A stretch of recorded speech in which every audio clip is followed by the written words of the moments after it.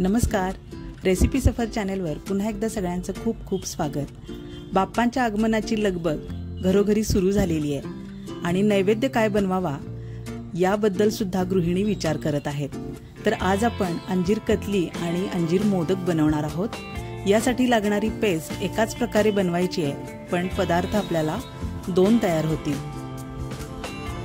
आता बघूया आपण यासाठी लागणारे साहित्य। 12-15 अंजीर मी इथं गरम पाण्यात भिजत ठेवले होते 5 ते 6 तास। रात्रभर सुद्धा तुम्ही हे भिजत ठेवू शकता। फुगून दुप्पट झालेले आहेत हे आणि भिजत ठेवल्यामुळे याची अतिशय स्मूथ पेस्ट तयार होते। मेजरमेंट मधला हा पाऊण कप आहे, तुम्ही कोणताही कप घेऊ शकता। आणि थोडीशी कमी मी साखर घेतलेली आहे, अर्धा कप साखर आहे ही आणि पाव कप आहेत काजू।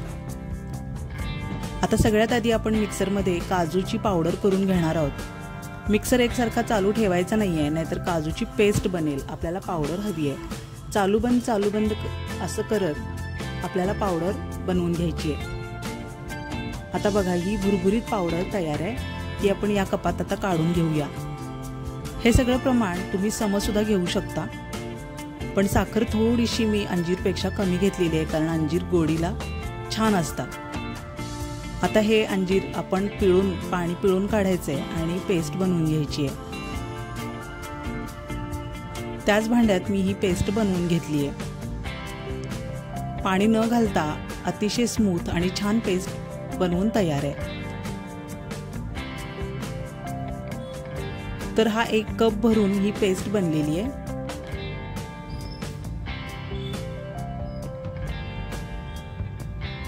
पाऊण कप, अर्धा कप साखर आणि पाव कप काजू पावडर आहे। आता कढईत थोडंसं बटर घेतलेलं आहे मी, 1 चमचा तूप सुद्धा घेऊ शकता तुम्ही। आता ही अंजीरची पेस्ट आपल्याला कढईत टाकायची आहे भाजण्यासाठी।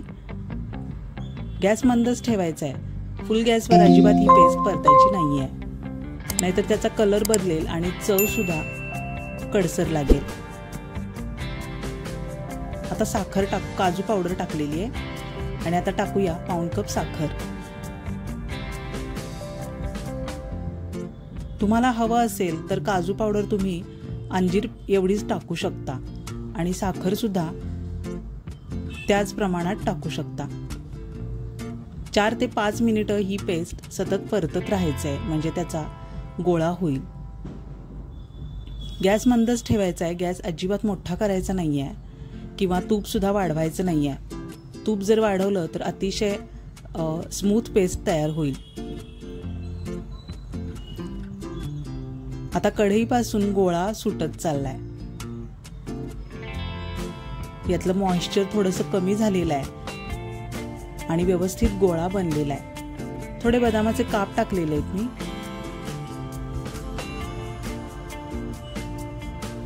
तुम्ही तुमच्या आवडीचे ड्रायफ्रूट सुद्धा यात ऍड करू शकता। आता पेस्ट बनवून तयार आहे आणि ती थंड करण्यासाठी ताटात काढलेली आहे। आता ताटात व्यवस्थित थापून झाल्यानंतर याच्या वड्या आपण कापून त्याची कतली बनवणार आहोत। आता बनवूया अंजीर मोदक। त्यासाठी 1 कप डेसिकेटेड कोकोनट मी कढईमध्ये भाजायला घेतलेला आहे आणि थोडीशी कमी साखर घ्यायची आहे। तुम्हाला गोड आवडत असेल तर तुम्ही समप्रमाण घेतलं तरी चालेल। आता हे सगळं मंद गॅसवर आपल्याला भाजत राहायचंय। थोडंसं पाव कप साईसह दूध घेतलेलं आहे, म्हणजे याचा पटकन गोळा तयार होईल आणि मिळून सुद्धा येईल। तर मंद गॅसवर हे सगळं आपल्याला व्यवस्थित पेस्ट करत राहायचंय। आता गोळा एकत्र झालेला आहे।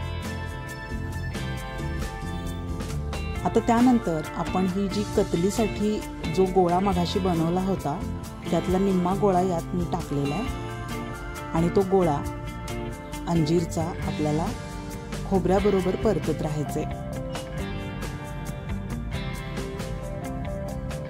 3 ते 4 मिनिटं सतत परतत राहायचंय। गॅस मंदच ठेवायचा आहे, अजिबात गॅस मोठा करायचा नाहीये।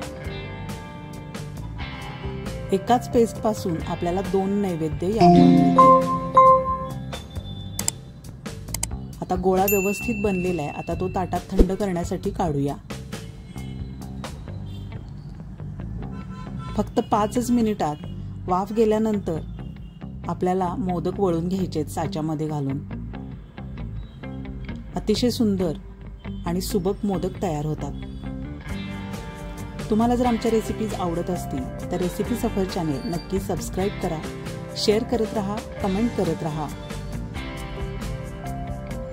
अशाच परफेक्ट रेशोमधील रेसिपीसह पुन्हा भेटूया पुढच्या भागात. तोपर्यंत निरोप घेऊया. धन्यवाद.